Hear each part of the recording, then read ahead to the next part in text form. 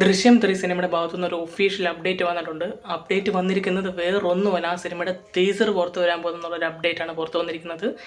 ഇപ്പം പുറത്ത് വന്നിരിക്കുന്നത് കറക്റ്റ് പറയുകയാണെങ്കിൽ ആ ഒരു സിനിമയുടെ ടീസറിൻ്റെ സെൻസർ ചെയ്ത ഒരു സർട്ടിഫിക്കറ്റാണ് പുറത്ത് വന്നിരിക്കുന്നത്. ആ സെൻസർ സർട്ടിഫിക്കറ്റിന് സർട്ടിഫിക്കറ്റാണ് കിട്ടിയിരിക്കുന്നത്. ആ ഒരു ടീസറിൻ്റെ ദൈർഘ്യം എന്ന് പറയുന്നത് 1 മിനിറ്റ് 44 സെക്കൻഡുമാണ്. അപ്പോൾ ആ ഒരു മിനിറ്റ് 44 സെക്കൻഡുള്ള ടീസറിൽ എന്തായിരിക്കും എന്നുള്ളതാണ് ഇപ്പോഴത്തെ ഏറ്റവും വലിയൊരു ആൾക്കാർ ചർച്ച ചെയ്തുകൊണ്ടിരിക്കുന്ന ഒരു വിഷയം. സോഷ്യൽ മീഡിയയിലൊക്കെ ആണെങ്കിലും ഭയങ്കര ചർച്ചയാണ് ഇതിൻ്റേതായിട്ട് ഇപ്പോൾ നടന്നുകൊണ്ടിരിക്കുന്നത്.